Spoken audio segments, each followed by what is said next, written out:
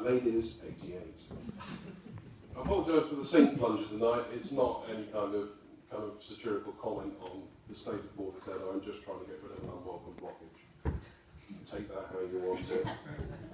I think it's something unusual tonight. I'm actually going to praise some of our councillors. First of all, I'd like to praise Councillor John Clark. Now, Councillor Clark he's the epitome of what a local councillor should be. He's a gentleman and he works for the people who elect him. And I just think as a representative of Portishead, he's just absolutely fantastic. I'd also like to give some credit tonight to Councillor Arthur Terry as well. Councillor Terry puts himself out there on social media and he gets involved. Now, some people disagree with him on some matters, but at least he puts his face out there. I'll also credit Councillor Peter Mitchell, who I met last year to discuss... Oh, sorry, no, I've got the glasses on. Councillor Peter Mitchell, who I met last year to discuss some of the troubling and unresolved issues surrounding North Somerset's decision to take over Portby Wharf Nature Reserve and kick Avon Wildlife Trust out. I'm looking forward to hearing how he got on with the concerns I raised, especially in the light of some new information I have via Freedom of Information request. So the ball is in your park. I'd also like to give a shout out to Councillor Oynes. It's another year has passed and still no movement on the skate park, but Councillor Oynes is apparently working hard looking for suitable locations. Even if Narnia, Brigadoon, Lake Wobegon and Alderaan have proved to be unsuitable. Beyond that, it seems the rest of our councillors aren't so keen to interact with the residents, constituents, people, voters, anyone called Jonathan.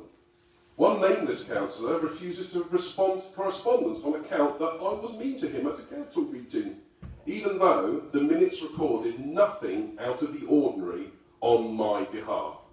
Now, there have been concerns about the minute taking, but I'll take that as an accurate record of events.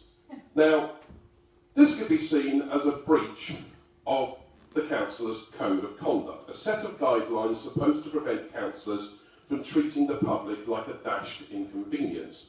But here we come to one of the biggest problems with our town council. Members of the public speaking at town council meetings are held to a stricter adherence of the rules than many of the members seated at the tables.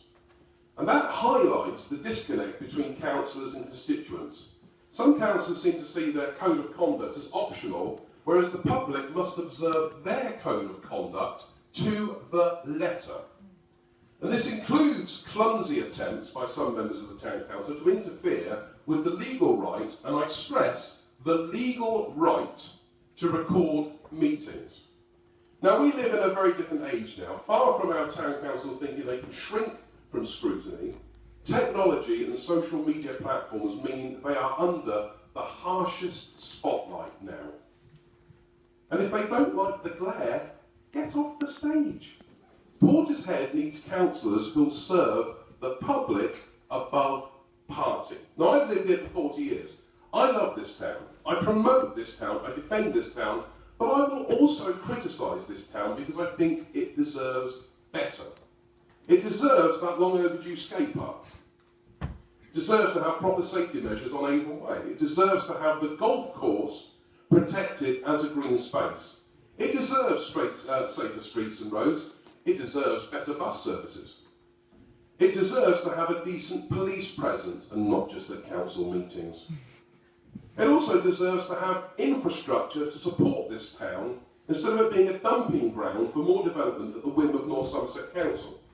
And I love all the flowers. I know our beleaguered butterflies and bees need them, but they are papering over the cracks. And it deserves that railway.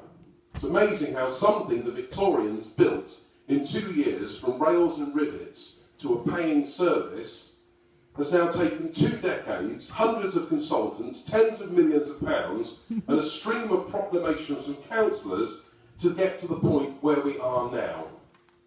No train, no sign of a train.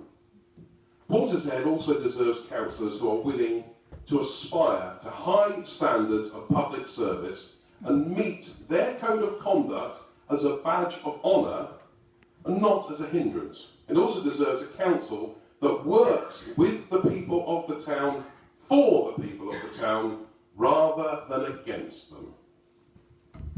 Yeah.